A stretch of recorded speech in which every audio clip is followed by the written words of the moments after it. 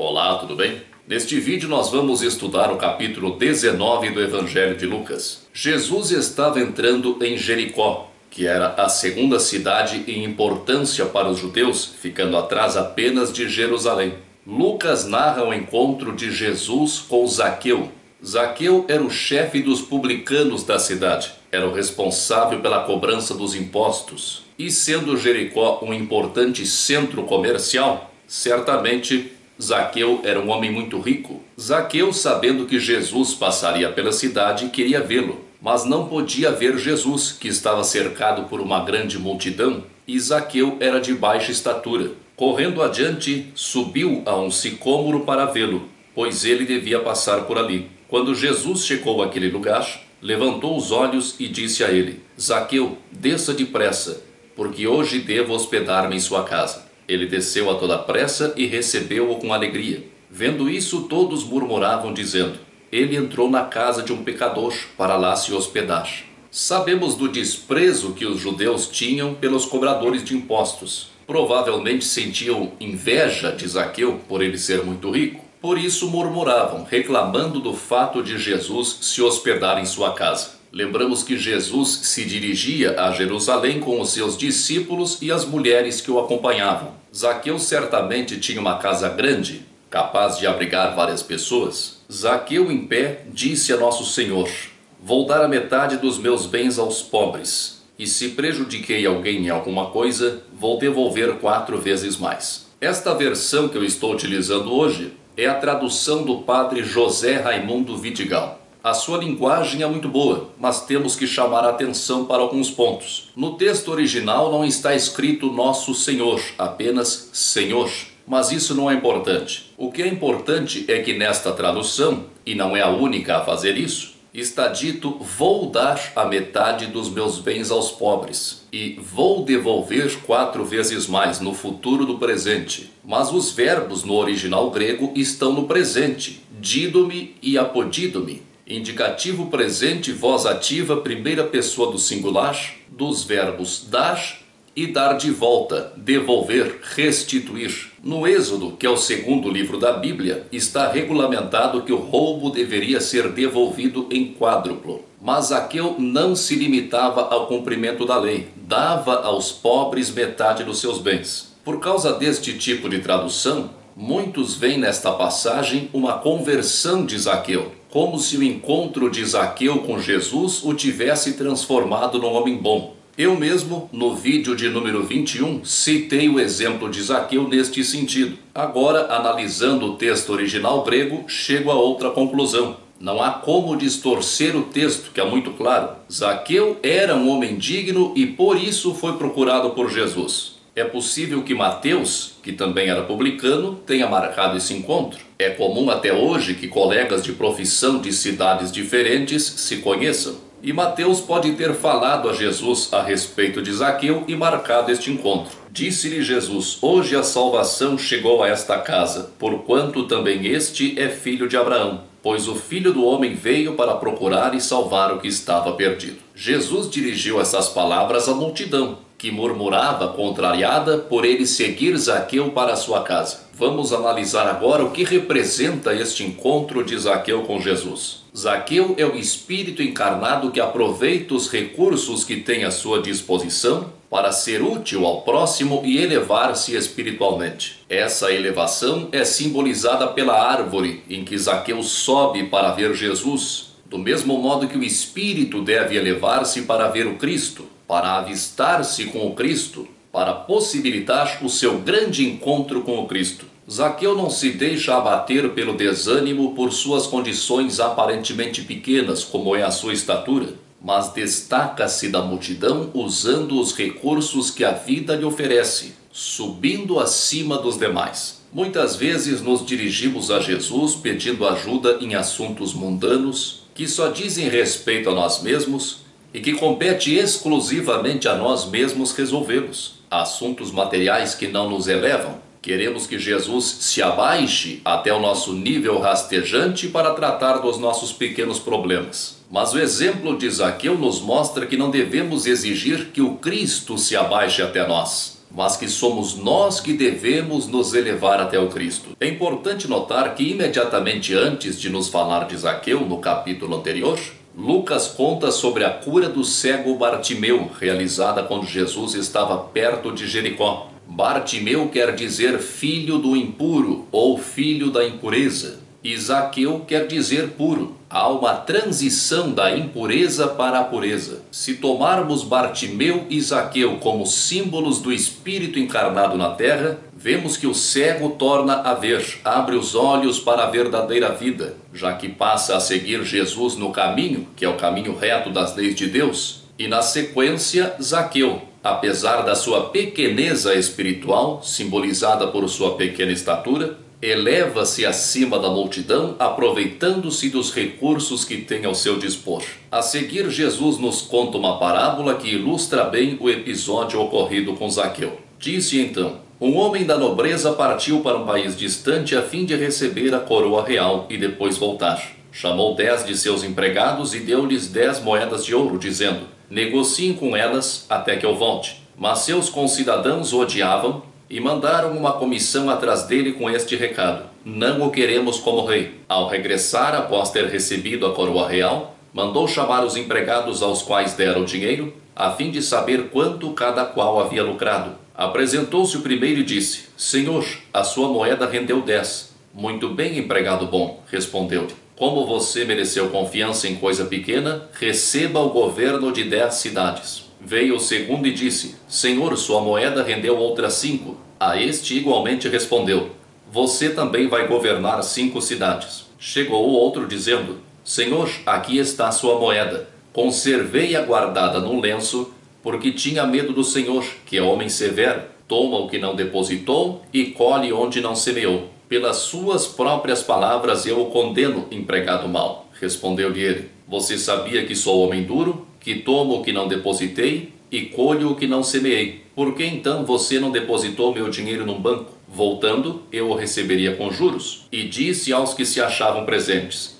tirem dele a moeda e deem-na ao que tem 10. Eu lhes declaro que a todo homem que tem será dado mais, mas a quem não tem, até o que ele tiver lhe será tirado. Esta parábola é uma variante da parábola dos talentos, relatada no Evangelho de Mateus. Retrata as oportunidades que recebemos de Deus cada vez que reencarnamos e os diferentes resultados que cada um de nós alcança a partir das oportunidades recebidas. Zaqueu é o exemplo do espírito que aproveita as oportunidades. Aliás, o episódio de Zaqueu deixa claro que Jesus não condena as riquezas materiais, pois Zaqueu era rico e Jesus declarou que a salvação tinha chegado à casa de Zaqueu. Além disso, o próprio Jesus, ao se hospedar na casa de Zaqueu, serviu-se de suas riquezas. As riquezas são oportunidades que alguns recebem e das quais terão que prestar contas, assim como a inteligência, a saúde e qualquer outra característica a partir da qual possamos servir ao próximo, sermos úteis ao próximo. É neste sentido que temos que prestar contas, pois a reencarnação é uma dádiva que nos é oferecida por Deus, para que possamos evoluir espiritualmente a partir do aprendizado e do serviço ao próximo. Aquele que tem mais boa vontade e que utiliza os seus recursos em benefício geral, gera cada vez mais recursos e cada vez terá mais. Mas o que não faz uso dos recursos emprestados por Deus permanece evolutivamente estagnado e numa próxima reencarnação será privado dos recursos que não quis aproveitar. Não importa em que condições reencarnamos, sempre temos o dever de aproveitar os recursos que nos foram colocados à disposição. Por menores que sejam nossas tarefas, devemos executá-las com amor, agradecendo a Deus pela oportunidade de sermos úteis. A esse propósito, diz Emmanuel: não caminharás entre as estrelas antes de trilhares as sendas humildes que te competem. Vamos relembrar o que é dito para o primeiro servo ou empregado. Muito bem, empregado bom. Como você mereceu confiança em coisa pequena, receba o governo de 10 cidades. Como você mereceu confiança em coisa pequena. O que o padre Vidigal traduziu como mereceu confiança, na verdade é foste fiel ou te fizeste fiel. No texto grego é pistos egeno. O adjetivo pistos, que normalmente traduzem como crente, aqui é transformado no substantivo confiança. Pistos é fiel, pistes é fidelidade, que é o verdadeiro sentido da fé. No vídeo de número 22 deixamos claro que fé não é crença. Fé é fidelidade, lealdade, obediência, sintonia, harmonia com Deus. Dizer você mereceu confiança em coisa pequena, ou conforme o original grego, foste fiel em coisa pequena, equivale a dizer em coisa pequena tiveste fé. Que fé foi essa? Não foi ação? Não foi administrar o que foi colocado à sua disposição? Esta é a verdadeira fé, conforme ela é ensinada por Jesus nos evangelhos. Confundir fé com crença, como se fossem a mesma coisa, é o maior erro conceitual do cristianismo. Pelas suas próprias palavras eu o condeno, empregado mau. Você sabia que sou homem duro, que tomo o que não depositei e colho o que não semeei. Jesus afirma em outra ocasião: pelas tuas palavras serás justificado e pelas tuas palavras serás condenado. Jesus também disse que não é o que entra pela boca que contamina o homem, mas o que sai da boca. Aquilo que nós exteriorizamos, aquilo que nós oferecemos ao mundo em pensamentos, palavras e ações é que nos contamina, pois o que oferecemos ao mundo atinge em primeiro lugar a nós mesmos. Quanto a esses inimigos que não me quiseram como rei, tragam-nos aqui e matem-nos na minha presença. Em Mateus nós vemos que a ordem é lançar o servo inútil nas trevas exteriores. O que seriam as trevas exteriores? Jesus nos diz em outra ocasião para fazermos brilhar a nossa luz. Se ele recomenda que façamos brilhar a nossa luz, é porque temos a possibilidade de permanecermos nas trevas sem luz. Ficamos sem luz justamente quando não aproveitamos os recursos que Deus nos disponibiliza, quando não compartilhamos a nossa luz com o próximo. Essa luz a que Jesus se refere é luz do Espírito, é luz interior, é o que está dentro de nós. Sabemos que o corpo físico é o reflexo do Espírito, é o resultado do Espírito, é a exteriorização do Espírito. As trevas exteriores, então, são a exteriorização do nosso estado interior de treva. Quando Jesus diz que o servo inútil será lançado nas trevas exteriores, quer dizer que ele reencarnará num estado de treva, ou de poucas luzes, com menos recursos, tendo que fazer um esforço maior para alcançar algo de positivo na existência material. Isso não pode ser confundido com castigo. É o resultado de nossas escolhas que determina a maior ou menor quantidade e qualidade dos recursos que recebemos ao reencarnarmos. Somos o resultado de nós mesmos. Dito isto, Jesus seguiu à frente dirigindo-se a Jerusalém. Quando se aproximava de Betfagé e Betânia, junto ao Monte das Oliveiras, enviou 2 de seus discípulos e disse-lhes: vão à aldeia que está defronte daqui. Entrando lá, vocês encontrarão amarrado um jumentinho, sobre o qual ainda não montou ninguém. Soltem-no e tragam-no aqui. E se alguém lhes perguntar, por que o estão soltando? Vocês darão esta resposta: porque nosso Senhor está precisando dele. Os 2 partiram e encontraram tudo conforme o Senhor lhes dissera. Quando soltavam o jumentinho, os donos dele perguntaram aos 2, por que vocês estão soltando o jumentinho? Eles responderam, porque nosso Senhor está precisando dele. E eles o conduziram a Jesus, colocaram suas vestes sobre o jumentinho e fizeram Jesus assentar-se em cima. Aqui novamente é bem provável que Jesus ou algum mensageiro seu já houvesse combinado antecipadamente com os donos do jumento para que cedessem o jumento a Jesus. Nada nos leva a crer que tenha havido um fato extraordinário. Todo o Evangelho é repleto de simbolismos, de ensinamentos em forma de figuras fortes, capazes de atravessar o tempo com a sua mensagem intacta. Compete a cada um de nós decifrá-las. Este episódio foi provocado por Jesus para que o seu ensino em forma simbólica chegasse até nós. Jesus aqui é o Filho do Homem, o homem em seu próximo estágio evolutivo, o fruto da evolução humana. O Filho do Homem segue adiante no caminho reto das leis de Deus, subindo,